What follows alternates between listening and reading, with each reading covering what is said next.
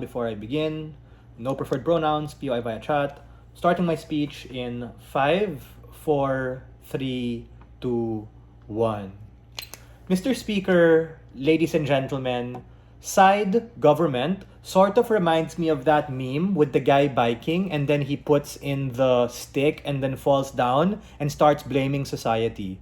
The case thus far is not necessarily nuanced to antitrust laws and the nature of mergers and acquisitions. Broadly speaking, we agree with the general motivation and trajectory of their case, but the specific lens in which we disagree with, that we want to challenge, is creating this perverse incentive structure at the point in which, yeah, we agree that there are bad people, there are nefarious actors and incompetent individuals, and we also agree with them that the environment is important and it's urgent, which is why we shouldn't make madali the process. We need to be able to make sure we're doing things correctly, doing things safely and efficiently, because the environment and people's lives are on the line.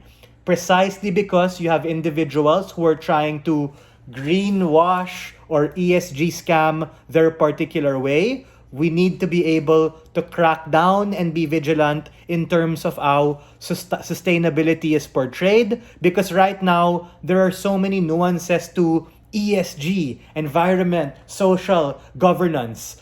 Sustainability in and of itself, especially in the lens of the environment, is super vague, which is why you have companies doing things like CSR, corporate social responsibility, or CSV, creating shared value, like what Nestle does, sometimes vague and uncertain, which is why what we want is to not make it more vague when we just allow them to merge and use their levers of their money willy-nilly to be able to do that. We think that it's high time for these companies and governments to actually hold and look at these mergers in a more nuanced and specific way in order to truly hold them accountable for these things, so that we can arbitrate who are the ones who are legit versus not legit, who are the ones who are successful versus not successful, because the whole point of governments is to be able to reward those who do well by giving them maybe tax breaks, incentives, etc. But more importantly, society at large to be able to partake and buy green tech and even invest in the companies who are legit and successful, and not those who are shady scams and unsuccessful.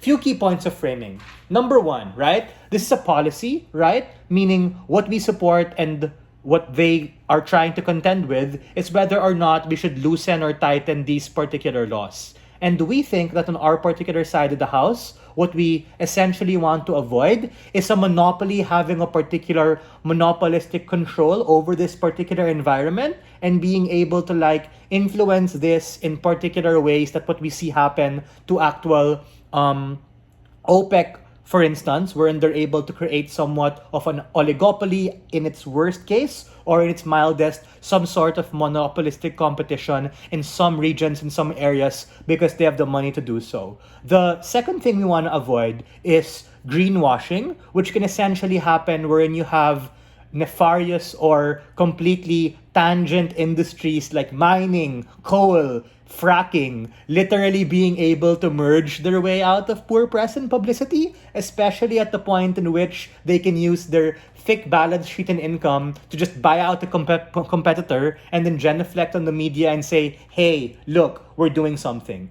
Just because you have the money to do so doesn't mean you should be allowed to merge right away. I understand where side proposition is coming from, right? They're motivated to be able to help proliferate green tech, proliferate these things to the environment, but we think there are more effective ways to do so.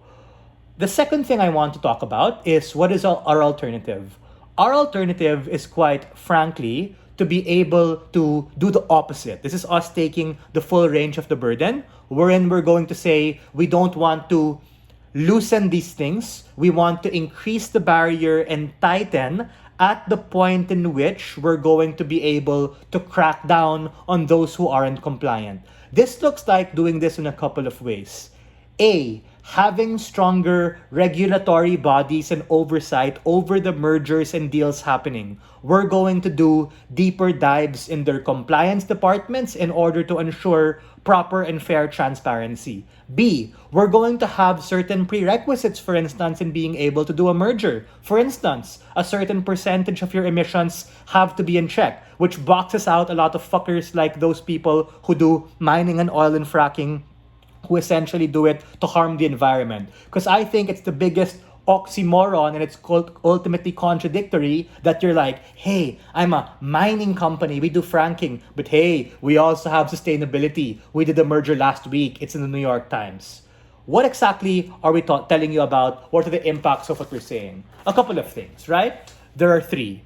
Number one, what exactly are these antitrust laws for? And we think that they're particularly for protecting the interest of the free market to make sure that competition can still happen and you don't have one player calling the shots. Because last time I checked, if that were to happen in the environment or in sustainability, that in itself isn't sustainable because it puts systemic risk on that particular company and gives them pricing power to influence the market in particularly perverse ways. The second is to be able to understand what exactly is the importance of mergers. And the nuance to mergers are a couple of things. A, you can have mergers that happen within the environment system already, meaning like a small ESG company, a large sustainability company, and that's exactly what we want to prevent some small dude being eaten by the large guy until he becomes too powerful. But secondly, more importantly, in adjacent or tangent industries, we don't want them willy-nilly being able to just merge, combine their name with someone who is popular and say that they're doing it.